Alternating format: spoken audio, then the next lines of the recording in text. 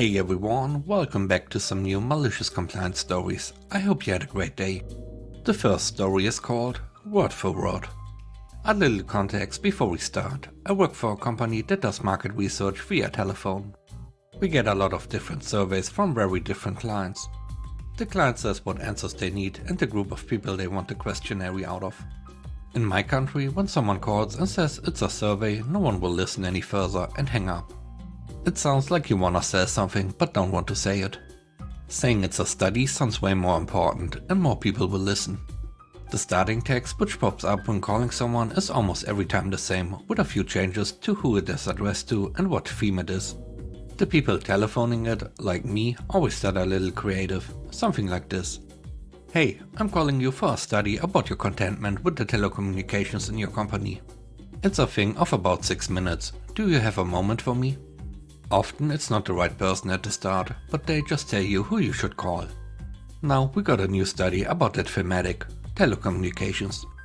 The client demanded that they say how we start the call, and we have to read everything as it is written. They often say this but never actually listen to our calls, so no big deal if you start normal as ever. But this special client listened to the calls very frequently. So my boss expected us all to read it word for word. The wording was something like this. Hello, I'm calling from company XY. We are a market research company, so we don't want to sell or offer you something. Today we are doing a survey in the companies about telecommunications. I want to speak to the person responsible for the telecommunication contracts in your company. Who is that? So we first did our normal text, but got very angry calls and emails from the boss. Word by word he said.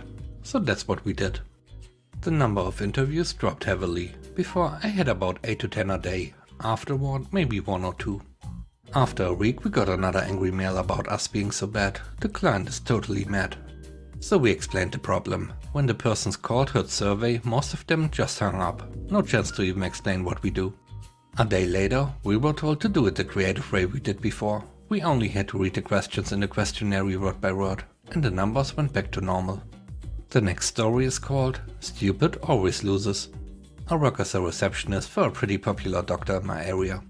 The doctor I work for recently got injured and has been unable to work. So I work on a system with pharmacies and health insurance companies where I and the clinic nurse make and stamp any prescriptions and referrals to specialists. They then tend to the patient's needs, while we get the paperwork signed by the doctor from his home. This particular patient has always been difficult since I started working.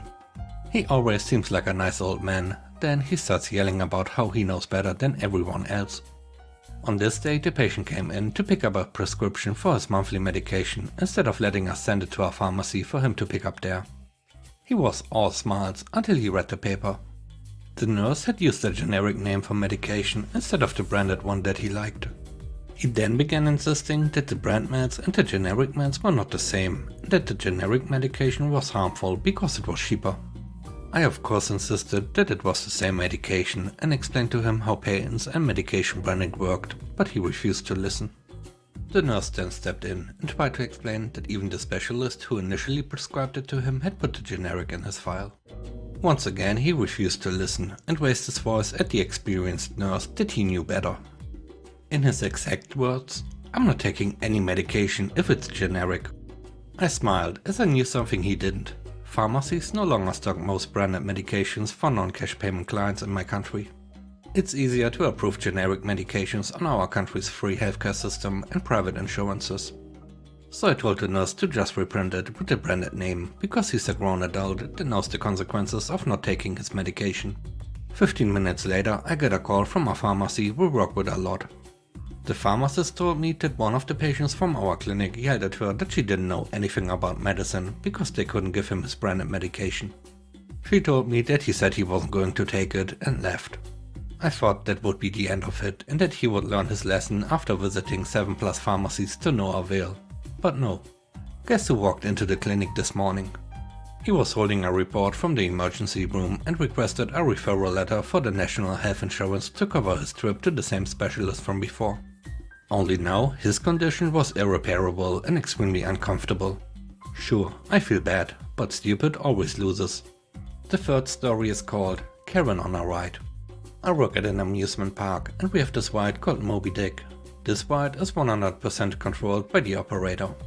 A couple of weeks ago, this woman and her friend came up to my ride, making fun of one of the kids that was on the ride. She was saying so many hateful things about how they look. Without even looking at her, I told her to stop, and this is how it went. "You are literally talking about a 7-year-old like that. You need to stop, or you will not be allowed on the rides." "But it's true, look at them." "Don't disrespect other guests, please. It's not okay." Karen's friend intervened. "Stop, Karen, before you get us in trouble again." So Karen said, whatever. When the ride was finished, I start letting the next group of people in. I say, do not pull down on the bars, pick any seat you like to everyone as they walk in, since pulling on the bars can break the seats over time. I let a group of young boys in before Karen's group, and they sat at the end seats. Karen marches over to the kids, yelling at them to get out of her seat and that she paid to sit at the end. "Miss, please stop yelling at the kids or you will be removed from the ride with no refund and tickets." Karen started to say, "Don't tell me," but her friend stopped her and told her to sit in the middle. She complained the whole time walking to the middle seats and then pulled down the bar. I was thinking it was time to get a manager over, but I didn't want to bother them with her. Once I got everyone seated, I closed all the seat bars. When I was checking the seats, Karen's one was on the loose side, so I pushed it in a little to make it tighter. Karen started to yell at me. I ignore her and keep checking seats. When I finally start the ride, I slowly rock it, and Karen is screaming to take her off, so I make the ride go faster, doing full circuits now. Halfway during the ride, Karen screams, "Stop the ride, you jerk." She wants me to stop it? Fine with me. I park the ride at the top of the ride like I do when closing, but keep the ride on. The 6 others on the ride weren't scared that the ride stopped. Karen started screaming bloody murder, crying and begging to be let down. The parents watching know what she said before their kids and know what's going on and start laughing. After around 30 seconds, she is still screaming. I restarted the ride, spinning full speed. I made the ride a little longer, since all the kids were having fun. Before I opened the seats, I screamed a warning.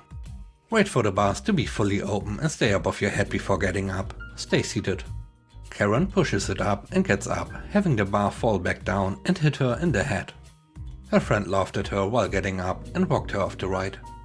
The next story is called Make It Hot. This happened a few years ago when I was first starting in hospitality, but this was the best intro I ever got to what hospitals really like. It was the afternoon and my boss was already in a cranky mood because he was teaching a 17-year-old how to use the coffee machine, which would drive anyone mad. A woman came in and ordered a dine-in coffee, extra hot. He let me do the coffee while he went out back and I made the milk to 75 degrees Celsius. For those who don't know, milk is steamed to around 65 degrees Celsius, so this should have been fine. But she came back. I asked for extra hot and this is lukewarm at best. I'm brand new at this, so my boss assumes I've made a mistake. I remake the coffee, showing him it's now at 80 degrees Celsius. He tried a bit by pouring the milk into a separate first, burnt his mouth and confirmed the thermometer was fine. I took it out to her, said sorry and came back to a life lesson from my boss, saying that customers can sometimes tell when someone is new, so they prey on them. Again, the woman comes back and said, "I come here all the time and I have never been so disappointed," or something to that effect. Then she storms back to her table. My boss and I are really confused at this point. He remakes it again. She brings it back again and begins to yell at me full Karen style. My boss has gone to the toilet at this point. I'm 17, brand new to customer facing jobs and trembling and crying. Finally, my boss walks up, yanks the cup from her hand, puts it under the steam wand and turns it on. Milk is boiling over the cup, all over the countertop and onto the floor. He just stares at her. He hands it back to her without ever breaking eye contact, milk curdled, half a cup of liquid missing, and says, "There, it's hot, I made sure of it." She was mortified. I was horrified. She sat at her table too stunned to complain and drank the coffee in peace. He went into the kitchen to tell the chef and they cracked up laughing. That boss was the best and worst boss I've ever had. One time we were overbooked and had to cancel the most recent reservation. They called him names, so he set up the tablecloth and utensils on the ground outside the restaurant and sent them a picture confirming their booking. The last story is called Don't Be a Jerk to the People That Make Your Food. Back in my days of working at everyone's least favorite fast food place featuring a pair of arches that happened to be gold, I had more than a few bad customers. This one woman in particular comes to mind. condescending attitude, all but threw the money at the cashier and gave us all a contemptuous look when I saw her through the window. She came in through the drive-thru and ordered a quarter pounder, only mustard and pickle, extra mustard and pickle. For those not in the know, McPlace has specially designed guns that dispense a specific amount of ketchup and mustard. Standard operating procedure for extra is 2 shots instead of 1 and 1 extra pickle slice. I gave her 3 shots of mustard and a total of 4 pickle slices, 2 extra, as that's all she wanted on it. Cheese, beef, boxed in sand, and life continues on. Not 2 minutes later, the woman returns, irate and yelling about how she didn't get enough mustard and pickle. Had she been polite, she would not have been hit with the malicious compliance that followed. I had earned something of a reputation as vindictive. The shift manager looked me in the eye and nodded. That was all the encouragement I needed. I began remaking this woman's sandwich. I grabbed the mustard dispenser, grasped it firmly, braced myself, and began beating on the dispense button like it owed me money. By the time I stopped, the mustard had spilled over the side of the bun and there was a solid ring of mustard around it in the box. Next came the pickles. I reached into the tub and pulled out the biggest handful of pickle I could manage and plopped it in the mustard puddle, spilling more into the box. And then I grabbed another and another. There was a tower of pickle 4 inches high on this poor bun. Cheese, beef, squeezed into the box and sent. Never heard from her again. She was either pleased or decided it wasn't worth the fight. I hated that job. Moral of the story, don't be a jerk, especially not to the people who handle your food. Thanks for watching the video, I hope you enjoyed it. I hope you have a great day, stay safe, bye bye.